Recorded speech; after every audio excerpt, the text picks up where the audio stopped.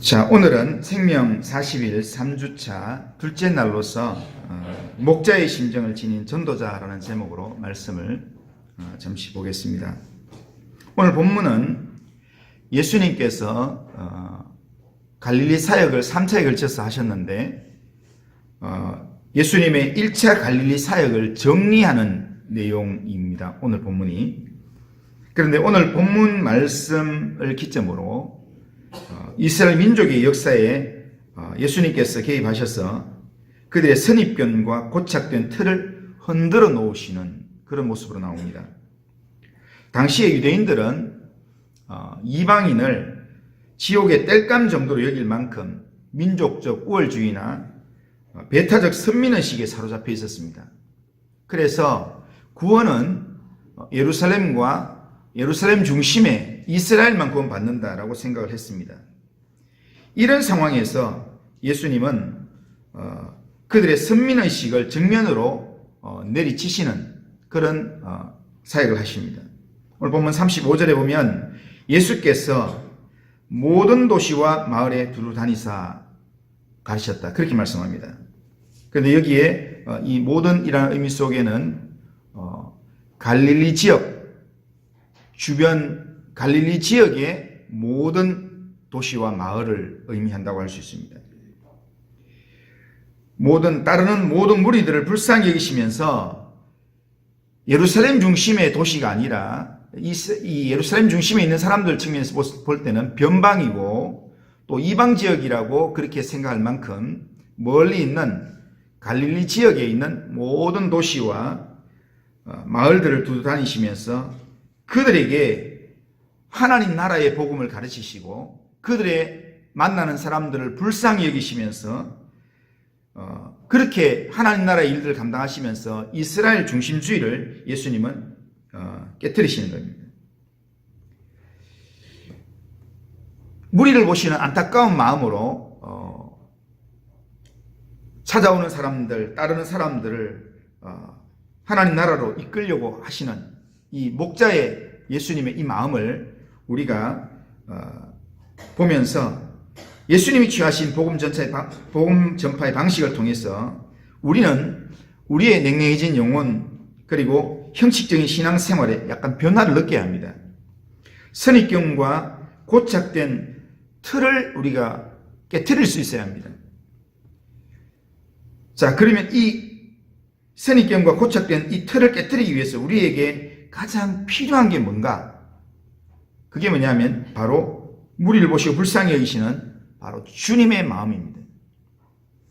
주님의 마음이 우리 마음 가운데 채워지게 되면 우리는 이 선입견에 고착되어 있는 틀, 이런 틀을 우리가 벗어날 수 있다는 겁니다. 여기서 불쌍히 여긴다는, 예수님께서 불쌍히 여겼다는 이 헬라어 단어 스플랑크니조마이라는 이 단어는 공관복음에서 12번 나오는데 이 단어의 어원성 의미는 이 스플랑크니조마이라는 단어가 내장과 관계됩니다. 이 속에 있는 장기를 의미합니다. 그러니까 속에 있는 장기가 뒤틀릴 정도의 고통이 따라오는 것, 그게 바로 불쌍히 여기는 마음입니다.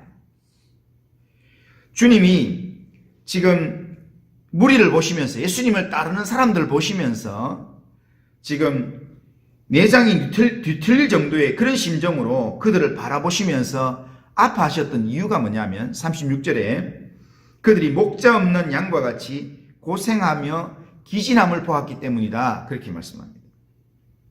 우리는 지난 주일 말씀에서 양과 목자의 관계를 잘 알고 있습니다. 양은 목자가 없으면 제대로 살 수가 없습니다. 스스로 푸른 초장이나 물을 찾아갈 수도 없습니다.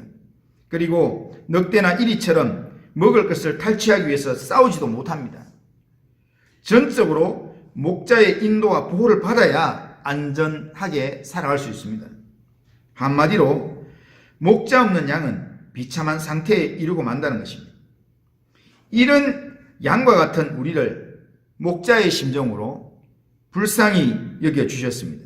그래서 우리를 구원하기 위해서 이 땅에 오셔서 목자의 마음으로 우리에게 말씀을 가르치시고 그리고 친히 우리를 대신해서 십자가에 달려 죽으셨습니다. 이게 우리를 향한 목자의 마음입니다. 성경에는 우리 인생을 향한 목자의 마음들이 참 많이 나오는데 이 제일 첫 번째 나오는 게 하나님이 죄를 범한 아담을 찾아오셔서 아담아 네가 어디 있느냐라고 물으셨습니다. 이것은 범죄한 아담이 어디 숨었는지 몰라가지고 아담을 찾기 위해 숨바꼭질하는 그런 하나님의 음성이 아닙니다. 하나님이 아담이 어디 있는지 다 압니다. 아담이 숨어있는 나무 앞에 와가지고 아담아 네가 어디 있느냐 이렇게 물으시는 것은 아담을 책망하려고 부르는 그것도 아니고 앞으로 돌아올 수 있도록 기회를 주려고 네 위치가 왜 거기 가 있냐라고 그렇게 지적하는 그런 내용입니다. 이것이 목자의 마음이고 불쌍히 여기는 마음입니다. 우리는 이런 우리를 불쌍히 여기는 목자의 마음과 목자의 눈으로 우리가 다른 사람들을 바라볼 수 있어야 합니다. 우리가 세상을 바라보면 겉으로 보기에는 멀쩡하게 보이고 겉으로 보이기에는 멋지게 보인다 할지라도 그 내면을 보면 정말 황폐하고 메말라 있는 그들의 영적인 모습들을 우리가 발견할 수 있다는 겁니다. 그런 영적인 모습을, 영적으로 파산된 그들의 모습을 볼 수 있는 안목이 우리에게 필요하다는 겁니다. 영적인 눈으로 불쌍히 여기는 마음으로 사람들의 진면목을 볼 수 있어야 합니다. 외모, 재력, 지적 능력 이런 인간적인 조건으로 보지 말고 성경이 인간과 인생을 바라보는 그 시선으로 우리가 볼 수 있어요. 성경이 우리를 바라볼 때, 성경이 세상을 바라볼 때 세상에 있는 사람들은 어떤 사람들인가? 하나님을 떠난 사람들은, 예수 믿지 않는 사람들은 하나님과 원수된 자리에 있는 사람들입니다.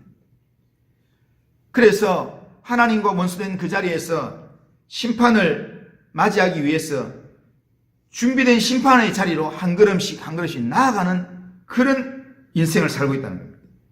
하나님과 원수가 되고 나서 편안하게 지낼 수 있는 사람은 아무도 없습니다.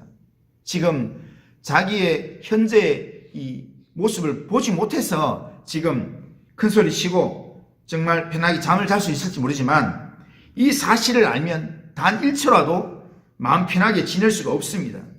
그런데 우리는 목자의 심정으로 우리 가운데 구원자로 오신 예수 그리스도를 믿음으로 말미암아 이런 하나님과 원수되었던 자리에서 우리가 해방되었습니다. 자유함을 얻었습니다. 구원을 얻었습니다.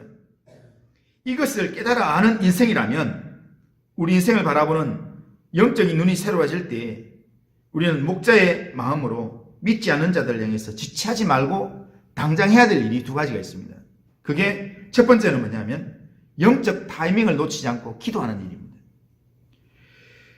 추수는 시기가 중요합니다. 추수할 타이밍이 왔을 때 그때 추수를 해야 합니다. 우리 가을에 왔을 때 추수해야 될 그런 타이밍이 왔을 때 벼농사도 추수해야 되고 또 배추나 무나 추수를 해야 합니다.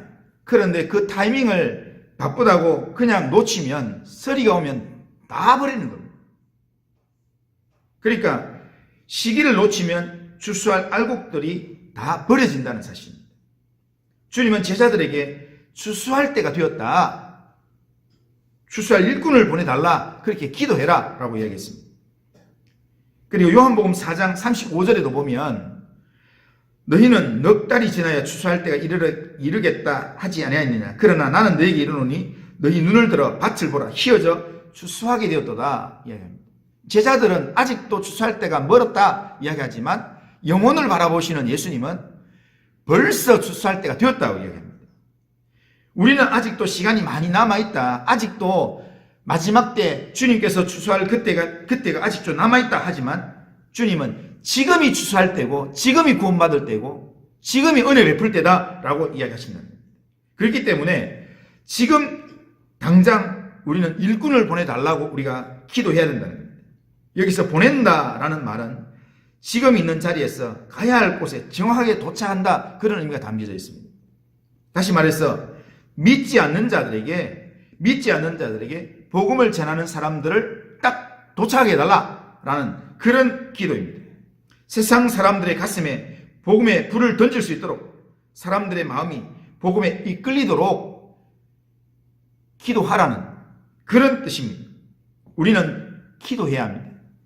전도 대상자를 작정하고 기도해야 합니다. 그리고 기도하면서 사람을 찾아 나서야 합니다. 기도하면서 사람을 만나야 합니다. 그러면 기도하면서 사람을 만나면 하나님께서 내가 추수해야 될 사람들을 만나게 할 것입니다. 그리고 또 한 가지 우리가 당장 해야 될 일은 뭐냐면 복음과 하나님 나라에 헌신하는 일입니다. 내가 구원받은 것이 정말 확실하다면 가만히 있을 수 없습니다.